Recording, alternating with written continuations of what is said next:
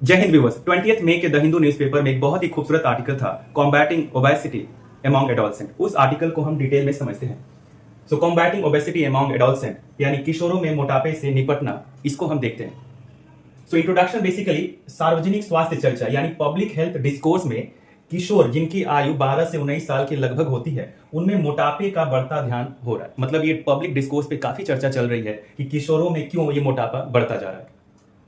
सो अभी 18 से 20 अप्रैल के बीच में पोषण पखवाड़ा एक आयोजन हुआ था, जिसमें 7वां पोषण पखवाड़ा जो कि इस डेट के बीच में हुआ, वो बचपन और किशोर मोटापे तथा जीवन के पहले 1000 दिनों पर केंद्रित रहा। तो यदि आपसे सवाल पूछा जाए कि पोषण पखवाड़ा के बारे में, तो डेट उसका ये है और उसके ऊपर किस चीज के ऊपर ध्यान दिया गया, बचपन में और किशोर में मोटापे तथा जीवन के शुरुआत के 1000 दिन, यानी यदि कोई बेबी जन्म ले रहा है तो उसकी शुरुआत के उसके 3 साल कैसे बीत रहे हैं, उसके ऊपर फोकस रहा।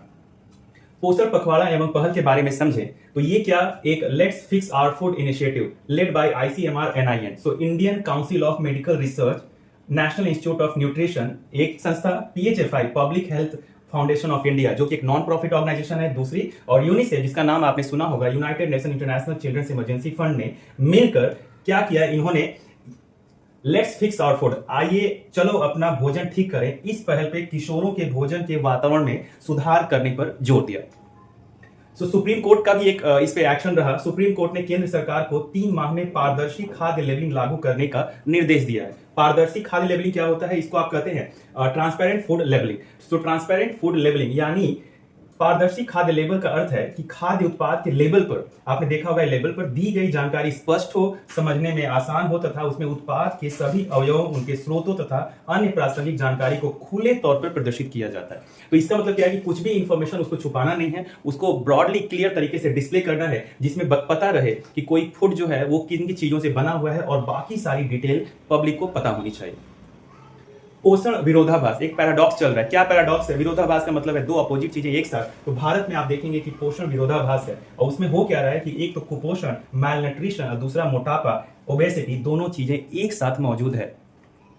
तो किशोरावस्था की चुनौतियां क्या है एडोलसेंट्स के लिए? तो यहाँ पे देखा गया किशोरावस्था जिनकी उम्र लगभग 12 से 19 साल के बीच में होती है, भविष्य के लिए, स्वास्थ्य के लिए महत्वपूर्ण है। ऑफकोर्स ये हमारी यंग जनरेशन है। भारत में यह कुपोषण और बढ़ते मोटापे दोनों से प्रभावित है।